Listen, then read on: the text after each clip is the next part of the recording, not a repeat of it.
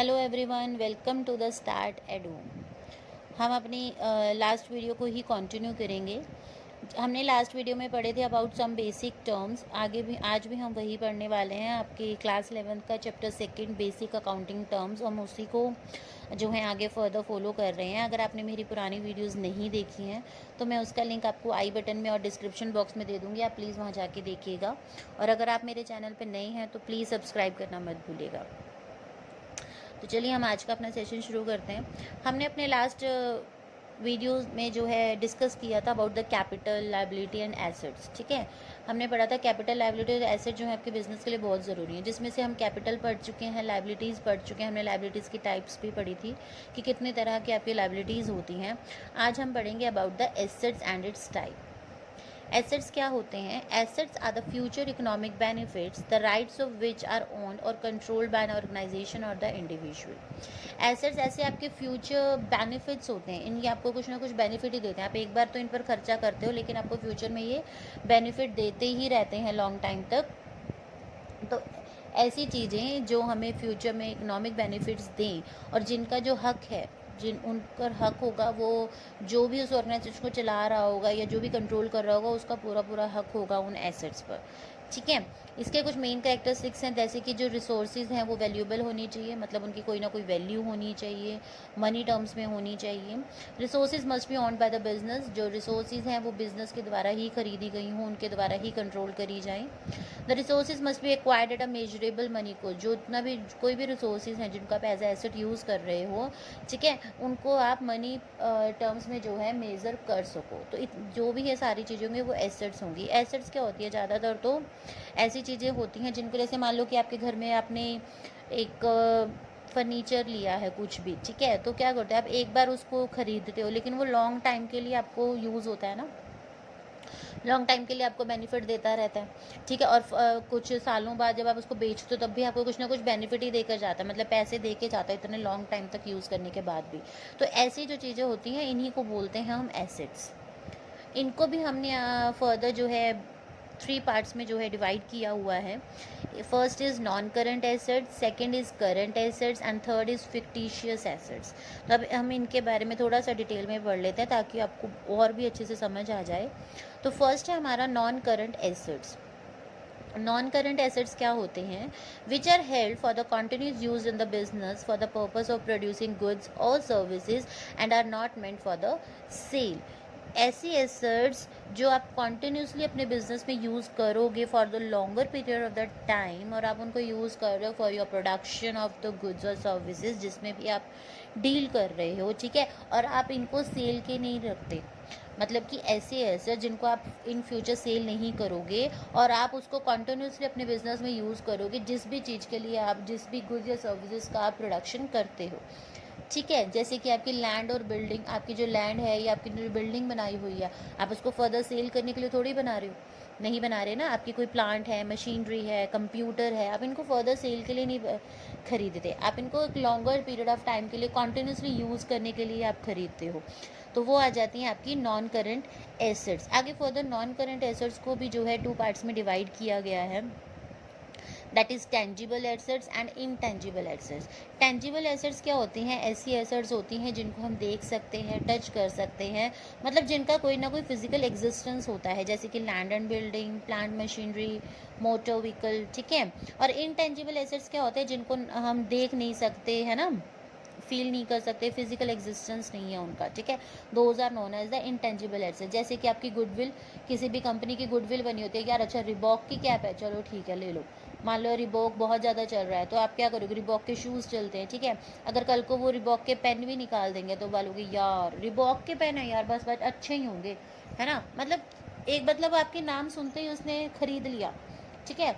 क्यों खरीद लिया? क्योंकि आपकी गुडविल है, जो आपका नाम है that is known as a goodwill. Goodwill क्या होती है? एक ऐसा नाम आपका जिससे लोग आपको पहचानते हों, ठीक है। तो ऐसी जो भी चीज़ें होती हैं जिनको हम ओनली फील कर सकते हैं, देख नहीं सकते, that is known as the intangible assets. तो ये तो हमारा नॉन करंट एसेट्स। अब हम बात करेंगे about the current assets.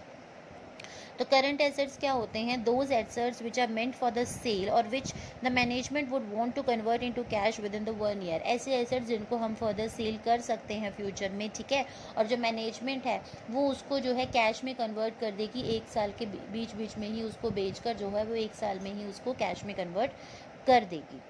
Current assets को हम फ्लोटिंग एसेट्स भी बोल सकते हैं, सर्कुलेटिंग एसेट्स भी बोल सकते हैं। क्यों बोल सकते हैं? क्योंकि इनका नेचर ऐसा होता है कि इनको जो है हम कॉन्टिन्यूसली चेंज करते रहते हैं। एक थोड़े टाइम के बाद, यूज़ करने के बाद हम इनको बार बार जो है चेंज कर सकते हैं। तो इनको हम बोलते हैं करंट एसेट। जैसे कि हमारा कैश बैलेंस हो गया, बैंक बैलेंस हो गया, ठीक है, ये क्या होता है? थोड़े टाइम बाद चेंज हो सकता है ना, कभी कम ज़्यादा हो सकता है। तो ये हो जाते हैं आपके करंट एसेट्स। ये आप कहाँ पे शो करते हो आपके अकाउंट्स में? These are generally shown in the balance sheet in the liquidity order. Balance sheet में आप इसको लिक्विडिटी कॉलम में जो है आप इसको शो करते हैं। लिक्विडिटी क्या होती है? Liquidity is the facility with which the asset may be converted in the cash. Liquidity क्या होती है? एक ऐसी फैसिलिटी होती है जिसमें आप एसेट्स को जो है कैश में कन्वर्ट कर सकते हो। और एसेट्स भी हैं, जैसे कि स्टॉक हो गया, आपका इन्वेस्टमेंट हो गई, ठीक है। स्टॉक क्या होता है? जो भी लेफ्ट ओवर चीज़ें होती हैं जो आपकी बच गई हैं, those are known as the stock. So stock और इन्वेस्टमेंट भी जो है आपके एसेट्स में ही आते हैं, क्योंकि आपको लॉन्गर पीरियड ऑफ टाइम के लिए बेनिफिट्स देती हैं, ठीक है। हम इनको शो करते हैं बैलेंस शीट के कॉस्ट और रिलाइजेबल वैल्यू में। मतलब कि जो उसकी कॉस्ट है या जो अभी इस वक्त उसकी रियलाइज्ड वैल्यू है, ठीक है, उन दोनों में से जो भी कम होगा वो अमाउंट हम यूज़ करके इसको बैलेंस शीट में शो करते हैं। So this is about the current assets. अब हम बात करेंगे हमारी लास्ट थर्ड एसेट्स के बारे में, that is the fictitious assets, जिनको हम नॉमिनल एसेट्स भी बोलते हैं। इनको क्या है? Can not be realise in the cash. हम इनको कैश में कन्वर्ट नहीं कर सकते। No further benefit can be derive from these assets. अगर हमें एक बार ये हमारी एसेट्स बन जाते हैं तो हम एक बार इनको यूज़ करके सेकेंड टाइम इसका हम बेनिफिट नहीं उठा सकते। जैसे कि जो आपका डेबिट बैलेंस है प्रॉफिट एंड लॉस अकाउंट का, कोई भी एक्सपेंडिचर है जो आप लिखना भूल गए हो, ठीक है, आपके एडवर्टाइजमेंट एक्सपेंसेस हैं, ठीक है, जो आपने एक बार कर दिए, तो ऐसे जिनको हम कैश में दोबारा कन्वर्ट नहीं कर सकते, those are known as the fictitious assets. तो ये थे हमारे 3 types of assets, that is non current assets, current assets and the fictitious assets. तो this is all about the assets. अब हम नेक्स्ट बात करेंगे एंट्री। हम एंट्री बात कर रहे हैं। एंट्री होता क्या है? जो भी ट्रांजैक्शन, जो भी लेन देन, परचेज एंड सेल आपकी बिजनेस ट्रांजैक्शन में होता है, ठीक है, जब हम उसको बुक्स में लिखते हैं तो वो आपकी क्या बन जाती है? एंट्री बन जाती है। बैड डेब्ट्स क्या होते हैं? बैड डेब्ट्स ऐसे होते हैं जो भी हमारे डेटर्स होते हैं, मतलब जिनको हमने उधार पे कोई सामान दिया होता है, ठीक है, हमने उधार दिया तो हम क्रेडिटर्स हो गए, जिसने हमसे लिया वो हमारे लिए डेटर्स हो गए, ठीक है। तो जब वो मना कर देते हैं फ्यूचर में कि हम पैसा नहीं भरने वाले, हमारे पास तो पैसे हैं नहीं, कर लो जो कुछ करना है, ठीक है, तो ऐसे जो लोग होते हैं उनके पैसे को हम बैड डेब्ट्स कह देते हैं, जब वो हमारे रिकवर नहीं हो पाते। नेक्स्ट है इंसॉल्वेंट। इंसॉल्वेंट क्या होता है? ऐसे व्यक्ति को बोलते हैं इंसॉल्वेंट जो कि इस पोजीशन में नहीं है कि वो अपने डेब्ट्स को क्लियर कर सके, डेब्ट्स को पे कर सके। डेब्ट्स क्या होते हैं? आपके कर्जे, ठीक है, जो भी आपने कर्जा उठाया, जब आप उसको नहीं पे कर पाते, इस पोजीशन में नहीं हो कि आप इन फ्यूचर भी कर पाओगे, so that is known as the insolvent. और सॉल्वेंट क्या होता है? जो आपके डेब्ट्स को पे कर दे, that is known as the solvent. अभी हमने पढ़ा बैड डेब्ट्स में डेटर्स के बारे में, तो डेटर्स होते क्या हैं अब हम ये पढ़ते हैं। डेटर्स क्या होते हैं? A person who has an obligation to pay the डेब्ट to a business resulting from the activities of buying the stock. एक ऐसा पर्सन जिसको ज़रूरी है अपने डेब्ट्स क्लियर करना, क्योंकि उसने अपना स्टॉक खरीदने के लिए आपसे पैसे उधार लिए थे, ठीक है। सो ऐसे लोगों को हम बोलते हैं डेटर्स। डेटर्स आपके 2 तरह के होते हैं, एक होता है ट्रेड डेटर्स और एक होता है नॉर्मल डेटर्स। नॉर्मल डेटर्स होते हैं जो भी आप एसेट सेल करते हो, ठीक है, उससे आपके डेटर्स बन जाते हैं। और ट्रेड डेटर्स होते हैं जब आप अपने स्टॉक को सेल करते हो। तो ये 2 टाइप के डेटर्स होते हैं। क्रेडिटर्स क्या होता है? डेटर्स और क्रेडिटर्स आर इंटर रिलेटेड।